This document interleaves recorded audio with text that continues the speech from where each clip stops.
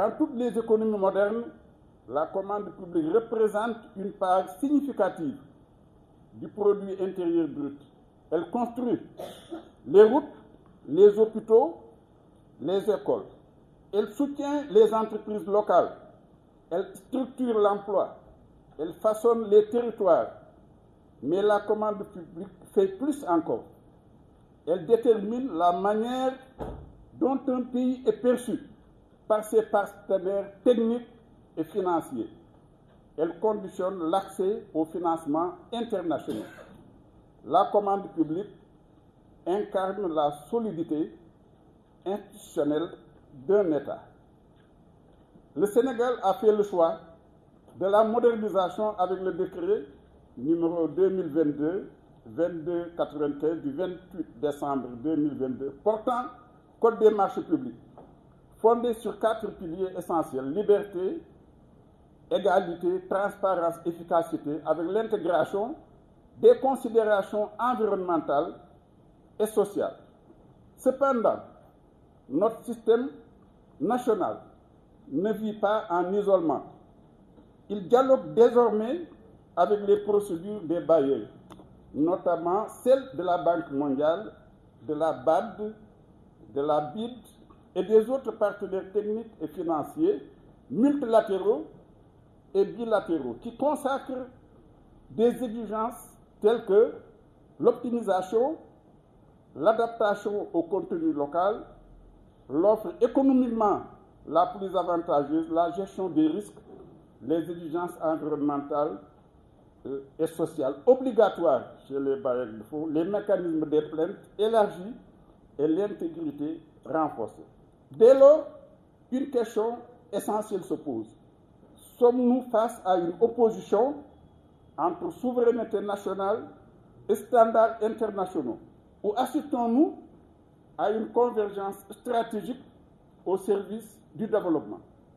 C'est cette articulation entre divergence et convergence, entre autonomie normative et harmonisation internationale que je vous propose d'analyser aujourd'hui. Chers récipiendaires, vous serez demain, au cours de cette articulation, vous devrez appliquer le droit national, mais aussi maîtriser les procédures des bailleurs. Vous devrez sécuriser juridiquement, mais aussi prévenir les risques. Vous devrez attribuer avec rigueur, mais aussi exécuter avec beaucoup de vigilance. Votre métier n'est pas administratif, il est stratégique, il est éthique, il est national. Quel est le socle national et sa modernité?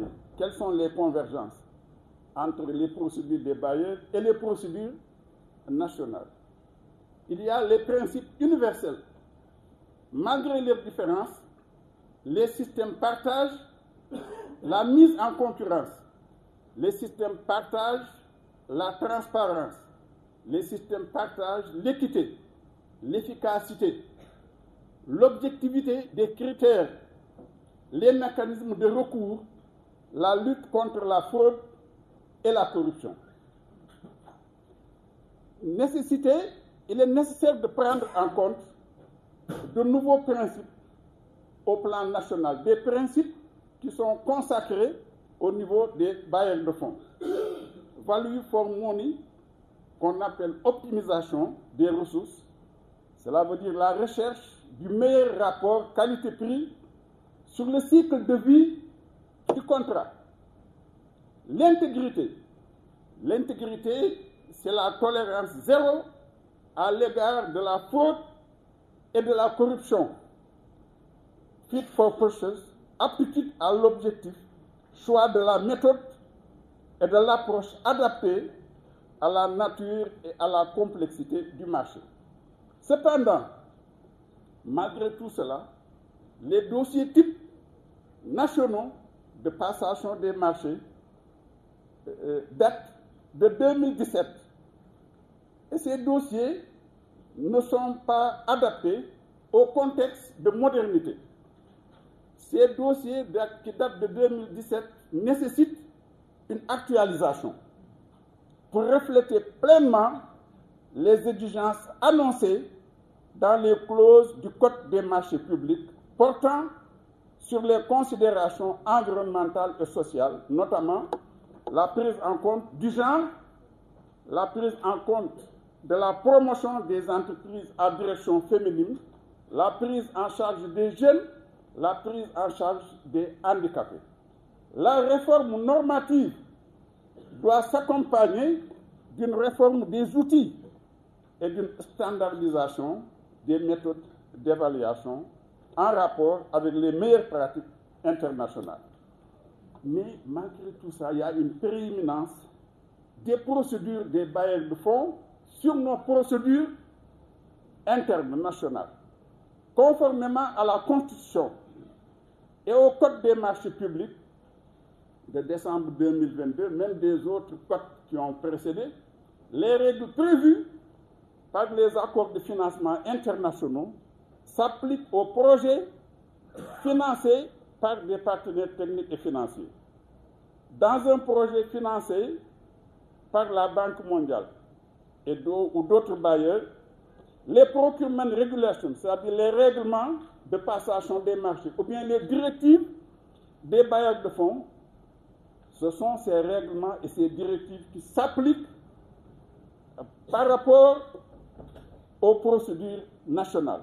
Cela veut dire que s'il y a contradiction entre les procédures des bailleurs de fonds et les procédures nationales, ce sont les procédures du bailleur de fonds qui s'appliquent.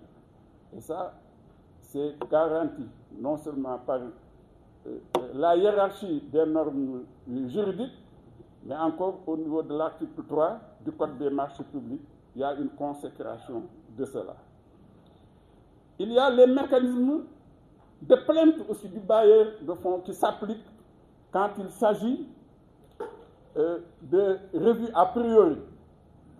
Cela veut dire que quand le bailleur de fonds donne son avis de non-objection sur un certain nombre de dossiers, quand il y a un recours et une plainte, ces dossiers sont traités au niveau du bailleur de fonds. Et pour la Banque mondiale, il ne parle même plus de recours, mais de plainte.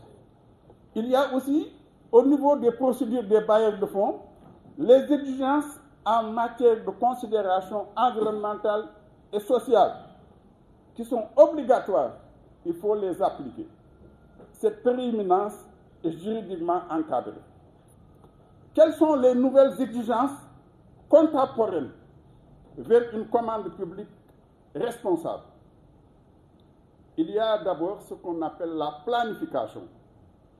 Dans les projets financés notamment par la Banque mondiale et d'autres bailleurs de fonds comme la Banque islamique de développement, il y a ce qu'on appelle la PPSD, Project Procurement Strategy for Development. En français, c'est la stratégie de passation des marchés du projet au service du développement.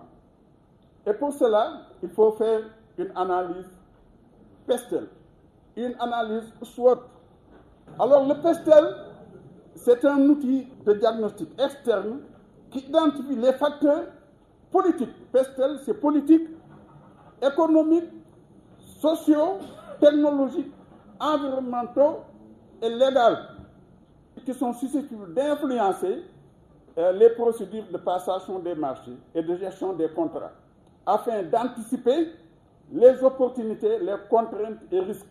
C'est extrêmement important dans les projets des bailleurs de fonds. On ne fait pas directement le PTBA, ensuite le plan de passation des marchés. Il faut définir des stratégies. Et la stratégie, elle est importante. Mais il faudrait aussi utiliser un autre outil d'analyse qu'on appelle SWOT, qui est un outil de diagnostic stratégique qui synthétise les forces et faiblesses internes ainsi que les opportunités et menaces externes afin d'orienter les priorités et les choix d'action, les méthodes de sélection et les approches. Donc tout cela est systématisée et retenue au niveau de la stratégie de passation des marchés qui vient avant le plan de passation des marchés. La PPSD donc sert à déterminer la manière d'acheter.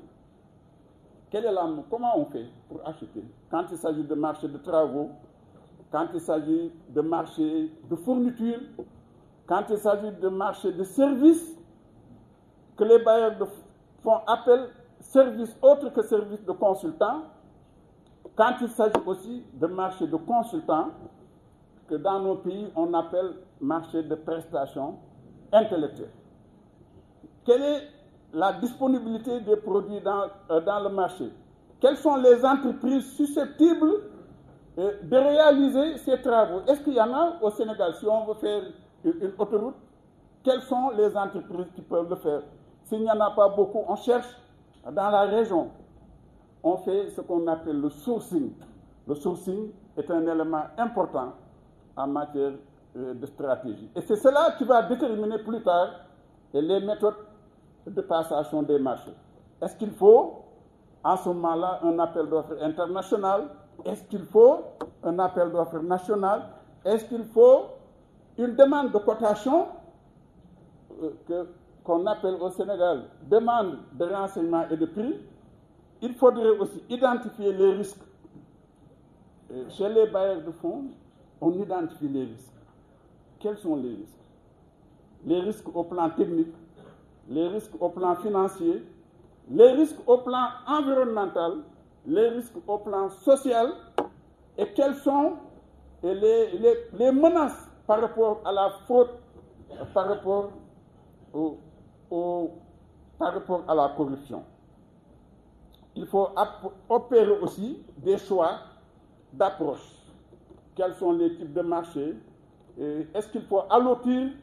Est-ce que l'allotissement d'un marché obéit à des considérations géographiques ou d'autres considérations liées à la promotion des petites et moyennes entreprises? Tout cela est discuté, tout cela est systématisé dans le cadre de cette stratégie de passation des marchés. Et c'est là aussi qu'on évalue les capacités des organes de passation des marchés au niveau des autorités contractantes. Et très souvent, il y a des projets qui sont financés par les bailleurs de fonds. Quand le bailleur de fonds arrive au niveau du ministère ou bien de la société publique, le bailleur de fonds évalue les capacités des membres de la commission des marchés et les qualifications des membres de la cellule de passation des marchés pour voir s'il est pertinent de confier les procédures de passation des marchés aux organes internes, ou bien est-ce qu'il faut recruter des spécialistes en passation des marchés qui sont différents de ceux qui travaillent au niveau des organes de passation des marchés. Et très souvent, ce sont d'autres spécialistes en passation des marchés qui sont recrutés. Très souvent aussi, il est demandé à l'ARCOP de donner son avis de non-objection pour que les organes tels que la cellule de passation des marchés ou la commission des marchés du ministère déroulent les procédures de passation des marchés. Et ça, c'est une compétence qui est transférée à l'ARCOP par les bailleurs de fonds, et l'ARCOP apprécie si les organes ont les capacités, là il n'y a pas de problème, mais si les organes n'ont pas les capacités, il y a ce qu'on appelle une commission spécifique de marché ou bien une cellule spécifique de passation des marchés. Il faut aussi, la PPSD donc sert de base à l'élaboration du plan de passation des marchés. Quelles sont les nouvelles exigences contemporaines vers une commande publique responsable? Contrairement à une procédure purement procédurale, la Banque mondiale et les autres bailleurs consacre une approche de passation des marchés basée sur le risque et la complexité. La méthode de passation des marchés ne dépend plus seulement du seuil. On ne dit pas pour faire un appel d'offres, il faut 100 millions de francs CFA ou autres. Mais ça dépend du risque. Même pour des montants faibles, le bailleur de fonds peut dire que le risque est important. Et là, il faudrait faire un appel d'offres. Alors que le seuil pour la passation de marché par appel d'offres n'est pas atteint. Mais le bailleur a apprécié dans la stratégie de passation des marchés que le risque est très important. Pour des montants très importants aussi, qui dépassent normalement le seuil de passation des marchés par demande de cotation, le bailleur peut décider que ce soit une demande de cotation que vous appelez demande de renseignement et de prix. Donc ça ne dépend plus seulement du seuil, mais du niveau de risque, de la complexité technique et du contexte du marché.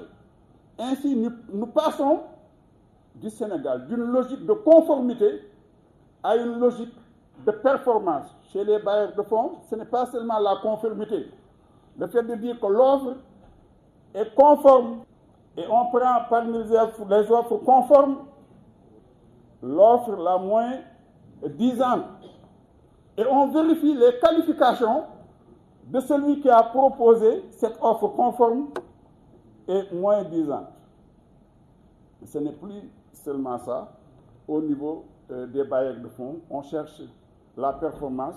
On va vers l'offre économiquement la plus avantageuse, qui intègre les considérations environnementales, qui intègre les considérations sociales, et on s'achemine vers non pas une seule enveloppe que les soumissionnaires déposent, mais un système de deux enveloppes, avec d'une part une offre technique, d'autre part une offre financière, et ce sont des critères notés qui sont prévus. Donc ça, c'est une dynamique nouvelle, moderne, qui n'est pas encore intégrée dans notre corpus de marché public au Sénégal, mais il est très difficile, quand on intègre des considérations environnementales et des considérations sociales, de faire cela avec seulement les critères de conformité et les critères de qualification, avec une seule et même enveloppe où l'on met tout. Ça aussi, je pense qu'il faudrait voir comment moderniser cela. Ce n'est pas encore prévu dans le code des marchés publics, mais je pense qu'avec les dossiers types qui seront certainement disponibles bientôt, peut-être on pourra voir la possibilité de percevoir les critères notés, comme pour les prestations intellectuelles. Les nouvelles exigences, il y a les exigences au niveau des bailleurs de fonds, c'est très important, la violence basée sur le genre qu'on appelle VBG. On apprécie chez les bailleurs de fonds l'exploitation, les abus sexuels, EAS. On apprécie aussi les capacités des entreprises par rapport à l'harcèlement sexuel. Et les marchés devront intégrer aussi la sécurité des travailleurs, la gestion environnementale, la protection des communautés, la réduction des impacts climatiques. Là, le contrat, comme vous vous en rendez compte, devient un instrument de protection collective. Et les dossiers standards de passation des marchés au niveau des bailleurs de fonds intègrent ce qu'on appelle le code de conduite, c'est obligatoire, le mécanisme de plainte confidentielle, des sanctions contractuelles, résiliation, et une entreprise, un soumissionnaire qui ne respecte pas ces considérations liées à la violence basée sur le genre, ou bien qui ne respectent pas les considérations environnementales et les considérations sociales, on l'élimine lors de l'évaluation. Comme on élimine une entreprise qui ne produit pas une garantie de soumission, une garantie d'offre, et chez les bailleurs de fonds, ils introduisent aussi une autre forme de garantie qu'on appelle la garantie environnementale et sociale. Ça n'existe pas dans notre système, mais je pense que si on veut intégrer les considérations environnementales et les considérations sociales, il faudrait demander aux soumissionnaires de produire une garantie de performance environnementale et sociale. Et dans les projets qui sont financés notamment par des bailleurs de fonds comme la Banque mondiale, comme la BAD, ce sont les compagnies d'assurance qui délivrent ce type de garantie. Et ça se fait dans les projets financés par les bailleurs de fonds. Il y a un autre facteur, ce n'est pas une divergence, mais ça va venir. La promotion de la main-d'œuvre locale. Il y a le règlement de passation des marchés de la banque qui a fait l'objet de plusieurs modifications. Avant, c'était les directives. Donc, il y a les clauses favorisant l'emploi local. Ça, c'est le règlement de passation des marchés de la banque qui date de 2025, septembre 2025. Il y a la participation des femmes, il y a la participation des jeunes et il y a l'inclusion économique. Certaines opérations encouragent un objectif pouvant atteindre jusqu'à 30% de la main-d'œuvre. Cela veut dire que quand il y a un projet sur financement de la Banque mondiale et qu'il y ait un appel d'offres international, les entreprises qui submissionnent ont l'obligation de prévoir dans leur personnel clé 30% de personnel de nationalité sénégalaise. Vous voyez, ça c'est important. Les considérations environnementales et sociales, je passe là-dessus. Il y a quelque chose de nouveau et qui est actuel. Il y a la cybercriminalité.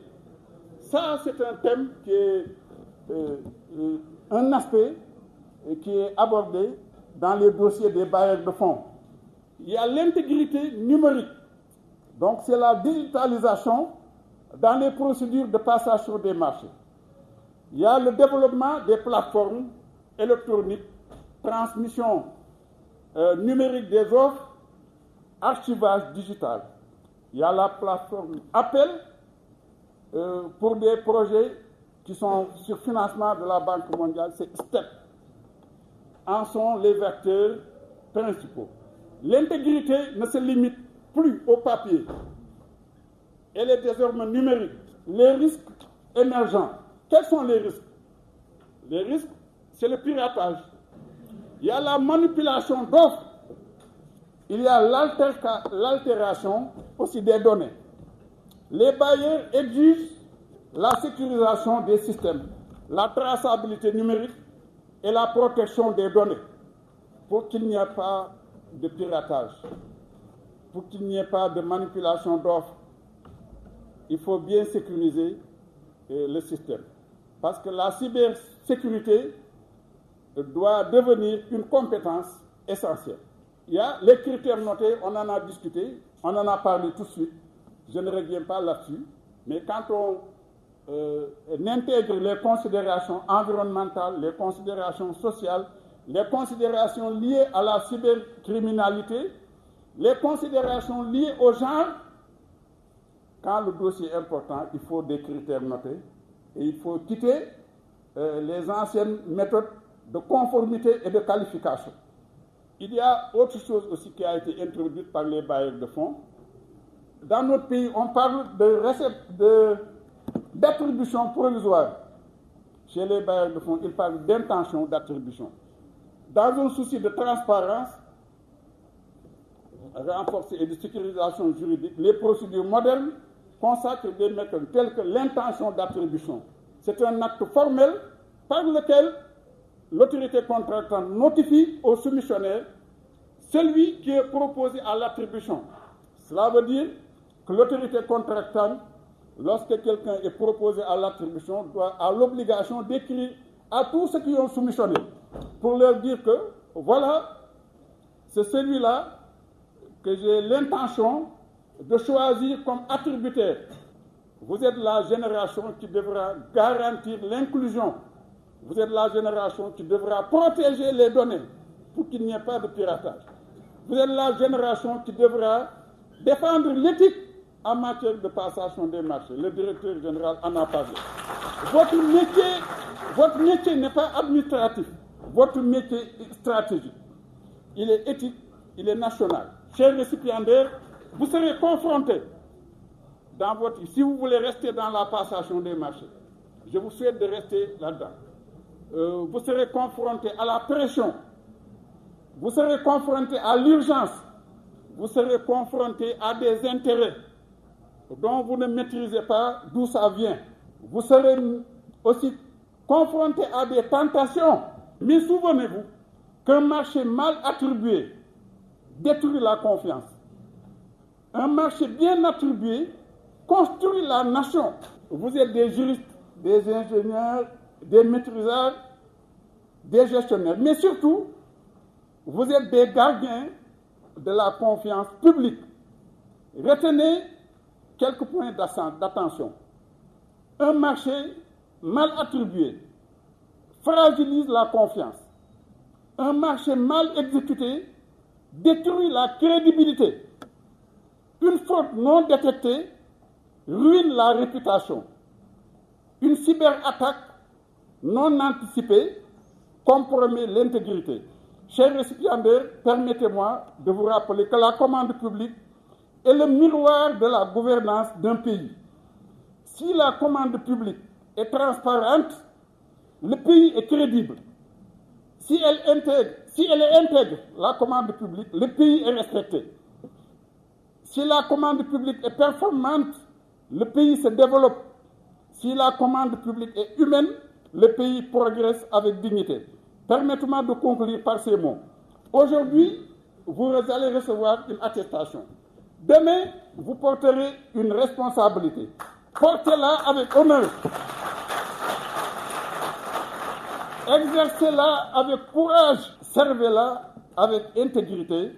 Je vous félicite et vous fais confiance.